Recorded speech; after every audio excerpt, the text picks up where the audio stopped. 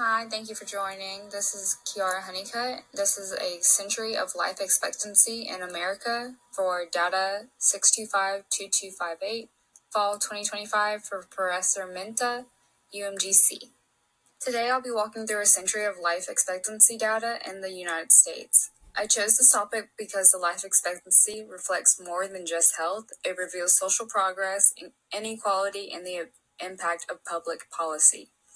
By examining trends across race and sex, we can better understand who benefits most from medical advances and who's left behind. This line chart shows global life expectancy distribution. The US fits within the global norm, but many countries achieve similar or better outcomes with fewer resources. This raises questions about the efficiency of US healthcare spending. See here, there's a sharp decline in 1918. This is because of a Spanish flu pandemic. This time series shows life expectancy by sex.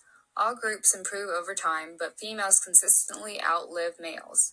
The gap widens during the 1940s to 1970s, likely due to war, occupational risk, and lifestyle differences.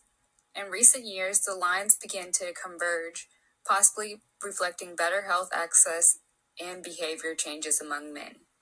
We can also see the relationship between life expectancy and death rate. This graph shows racial disparities in life expectancy. White Americans have had a consistent advantage, though the gap narrows slightly after the 1960s, likely due to civil rights reforms and expanded healthcare access. Still, the persistent gap highlights systematic inequality. This graph reinforces the racial divide. The orange line for Black Americans trails the blue line for white Americans throughout. While both groups improved, the gap remains steady, showing that progress hasn't been equally distributed. Here, in 1980, we see a dip.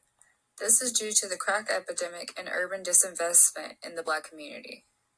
This stacked area chart shows progressing life expectancy gains. While all groups grow, the disparity in accumulated years is stark. It's not just about current gaps, it's about decades of unequal health outcomes. In summary, life expectancy has improved dramatically in the US, but not equally. Sex and race remain powerful predictors of health outcomes. These graphs show that while we've made progress, structural inequalities persist. Addressing these gaps requires targeted policy, equitable healthcare access, and sustained public health investment. Thank you for joining my presentation.